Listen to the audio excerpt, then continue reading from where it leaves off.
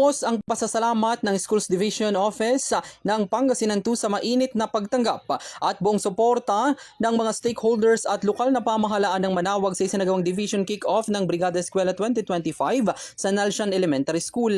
Pinangunahan ito ni Schools Division Superintendent Dr. Vivian Luz S. Pagatpatan kasama ang mga district supervisors at school heads. Dumalo rin ang mga empleyado ng munisipyo, tauhan ng Manawag Police Station at Bureau of Fire Protection, mga opisyal ng barangay, magulang at mga voluntaryong grupo. Ayon kay Virgilio Selga, ang focal person ng Brigada Eskwela 2025 ng Pangasinan 2, ng aktibong pakikilahok ng komunidad ay nagpapakita ng pagmamahal sa mga batang mag-aaral.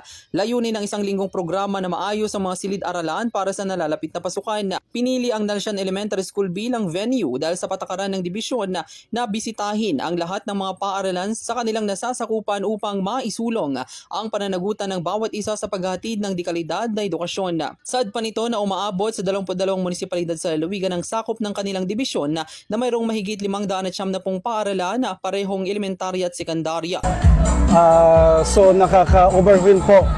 Punong-puno po ang ating puso ng kagalakan at pagmamahal sapagkat po nakita natin ang saya at suporta ng ating mga kababayan, ng ating mga stakeholders, maging ang ating mga kaguruhan, mga magulang na nandito sapagkat makikita natin sa kanilang mga mukha ng saya at tuwa sa pag-umpisa ng Brigada Eskwela 2025.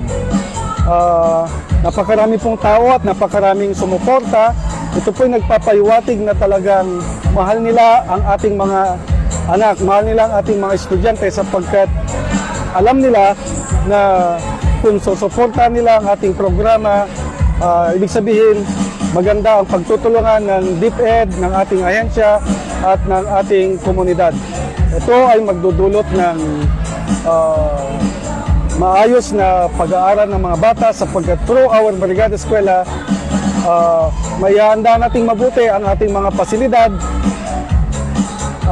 May sisigurado natin na ang ating mga mag-aaral at kaguruhan ay safe at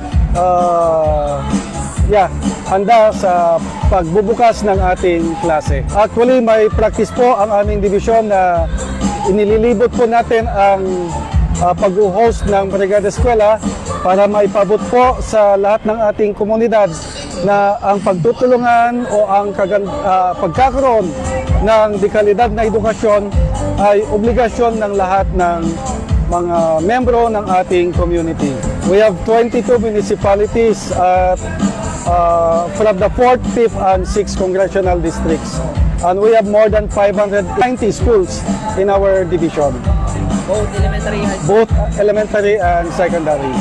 Kami po ay nagpapasalamat unang-una sa ating mga magulang, sa ating mga local government officials, sa barangay officials, at sa lahat po ng tumutulong at tutulong pa para mayanda ang ating mga pasilidad sa pagbubukas ng ating klase. Tuloy-tuloy lang po natin ito sapagkat ang lahat ng ito ay magdudulot ng maganda at makakatulong sa pag-aaral ng ating mga anak. Naging panauwing pandangal naman dito si Dr. Sara Q. Kasuga, ang Chief Education Supervisor ng DepEd Regional Office 1 na binigyang diin ang kahalagahan ng tema ngayong taon na sama-sama para sa bayang bumabasa. Ayon dito na hindi lamang paglilinis ang focus ng Brigada Eskwela kundi pati na rin ang pagpapaunlad ng literacy skills ng mga bata at pagsusuri sa kanilang kalusugan upang matukoy ang pangangailangan ng mga ito sa hinaharap. Ang ating Brigada Eskwela po ay isang nationwide at simultaneous activity po ng Department of Education. Dito nga po sa Pangasinan 2 Division, dito po napili nila itong paaralan po ito kung saan i-launch nila ang Division Kick-Off.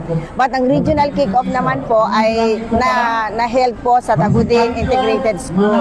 Ang Brigada Eskwela po ay isang taunang ginagawa ng mga opisyalis ng DepEd at ganoon din po ang mga iba't ibang stakeholders para tumulong po para ihanda ang ating paaralan sa pagpasok ng ating mga bata para sila po ay maging masaya at magiging komportable sa pagpasok nila sa paaralan. Isa pa po, ang Brigada Eskwela po ngayon ay hindi lang po basta paglilinis po ng classroom, meron na rin po siyang tinatawag na literacy development skills po ng mga bata kung saan ituturo sa kanila ang pagbabasa, sa tulong ng mga stakeholders po natin, kagaya po ng nangyari sa pandemya. So, pati na rin po ang health status ng ating mga bata para pagdating po ng pasukan, alam po natin kung anong dapat na methodology na gagamitin natin para po mapunan ang tamang pangangailangan ng ating mga bata sa pagkamit natin ng tinatawag nating quality education po. Wala naman po pagkakaiba. Parehas din lang po na merong pagbasa. Kasi nag-start, I think, last year yung Brigada Pagbasa. At ngayon, nadagdagan lang yata siya ng health assessment kung saan nga dapat masuri natin kung ano ang pangailangan ng mga bata. Ganun din po ang ating mga stakeholders para po sa isang paaralan, lahat po ay nagkakaunawaan. Sa ating mga bata, syempre, the usual thing na naman na kung may mga nangyaring mga bagyo, magkakaroon ng iba't ibang modality. Hindi na po kagaya noon na ang pagpasok lang ay face-to-face lagi. Ang ating modality of learning na sa ating mga kabataan at mga bata ngayon ay pwede na siyang tinatawag na hybrid, pwedeng may online, pwede po siyang face-to-face o pwede rin po siyang modular. Ang mensahe ko lang sa ating mga guro, huwag po kayong magsawang tumulong at maging gabay ng ating mga mag-aaral dahil nasa kamay niyo po ang pagbubog ng tamang asal sa ating mga bata at sa ating pong mga bata naman, maging matyaga kayo sa inyong pag-aaral dahil ang kinabukasan ay nasa inyo. Gagaya ng sabi ni Gato Rizal, the future is in the hands of our next leaders. The youth are the hope of the nation. At sa ating mga school heads naman, huwag po kayong magsawang lumapit sa ating mga stakeholders dahil ang ating mga stakeholders, lalong-lalo ng ating mahal na mayor dito sa Manawag at ang ating gobernador ay lagi pong handang tumulong para sa ikatuparan ng isang tinatawag na quality education. So tara na mga kaibigan, magbrigada na tayo. Malaki naman ang pasasalamat ng dibisyon sa lokal na pamahalaan ng Manawag sa pamumuno ni Mayor Jeremy Docming Rosario. Naghandog kasi ito ng 1.1 million pesos na gift certificate para sa mga paaralan sa Manawag District 1 at 2 na may tig 50,000 pesos para sa bawat paaralan upang may magamit na pondo para maayos ang mga paaralan sa darating na pasukan. Ayon sa alkalde na bukas ang kanyang opisina sa pagtulong sa mga paaralan para sa pagpapaganda ng mga silid-aralang na gagamitin ng mga bata sa school year 2025-2026. Inaasahan naman dito ang mga programa at proyekto na maaari nilang ipatubad lalo na ngayong nararanasan ng tag-ulan. Ito nga kick-off, division-wide kick-off ng Brigada Eskwela. Dito ginaganap sa Manawag ngayon at specifically Nalshan Elementary School. At per tradition po, full support. Nakita niyo naman, nandito kami lahat. Coming from local government unit. At hindi lang yan, yung financial support namin na 50,000 per school. Pag high school yan, national high school, 50 junior, 50 senior. So, yan po ay panimula lamang sa all year round na pagtulong natin sa ating aspect area ng edukasyon. Not to mention na nakumpisa na yung scholarship program ng ating pong munisipyo para po sa ating mga college students naman. So, dapat lahat po, nakita ko po to bilang hindi lang obligasyon, bagkos isang commitment na dapat lahat po tayong mga Pilipino, kami mga Manawagenyo magtulong-tulong para sa mga pangangailangan ng paaralan ng ating pong bayan dito sa bayan ng Manawag. Tama po yun, 1.1 million, ilan over namin kanina. Tapos ito po marami, mga ibang bayan na galing dito, District 4, 5, and 6. So kalahati ng Pangasinan ay nandito ngayon para sa celebration ng kick-off ng Brigada Eskwela. Yung 1.1 million mayor para lang sa Manawag? Yes, para lang sa Manawag po yan, no? Na tig 50,000 maliban dyan. Regular naman na nag-uusap, nagpupulong ang aming pong local school board na pinag-uusapan, transparent at saka kung ano po yung need nila, yun po ang ating sinusundan. Dahil po dapat, ako nga personally, gusto ko ma-maximize ang gamit ng Special Educational Fund para sa ating mga para. Napakarami nilang kailangan.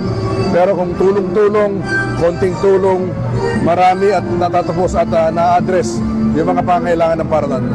Well, unang-una, tututukan natin to isang linggo. Pero sabi na nila, all year round naman tong brigada, no? At from time to time naman, tayo po lumilibot sa mga paralan para makita natin na on-site kung ano yung mga kaganapan nila doon, mga suliranin na tinaharap nilang problema araw-araw, no? So, yun nga, tag-ulan, pero mag-uumpisa na, ano? Ang pasok, June 16 ay officially mag-uumpisa ang school year 2025-2026. Kaya nga, dapat pagtulungan natin to at bukas naman ang tanggapan ni Mayor Ming, sampo ng buong munisipyo sa pwedeng tulong. Nakita nyo, nandito yung ating mobile kitchen, nandito yung ating medical group, dental bus, meron tayong free clinic, at nandito yung ating mga engineering, dala nila yung boom truck ng Manawag, dala nila yung ating mga rescue vehicles para pakita ang ating pong full support sa programa ng DepEd, lalo na itong Brigada Eskwela. Well, maraming salamat Bombo Oliver sa pagkakataong ito. Well, mag-uumpisa ang pasok officially June 16. Pero ito nga, kick-off ngayon ng Brigada sa Manawag ng buong Division Pangasinan 2. At ito po yung hudyat na talagang umpisa ng pasukan. Pero naramdam natin na medyo inuulan tayo. Kaya nga advice natin na magdala ng panangga sa ulan ng ating mga anak. At kung kinakailangan, on a day-to-day basis, kung kailangan po nating i-suspend dahil sa sobrang lakas, yan po yung ating gagawin. Dahil sabi ko nga, hindi pwedeng makompromiso ang kalusugan ng mga bata kahit na anong rason yan. Pero hanggat okay pa naman, tulad ngayon, may araw naman, pero kabe, dire-diretso po yung ulan dito. Kaya nga unpredictable, kaya magdala. Mas siguraduhin na lang po magdala ng panangga ng ulan para po sa ating mga anak at mga estudyante ng bayan ng Manawag.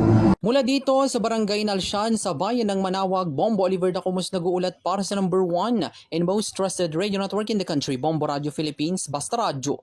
Bombo!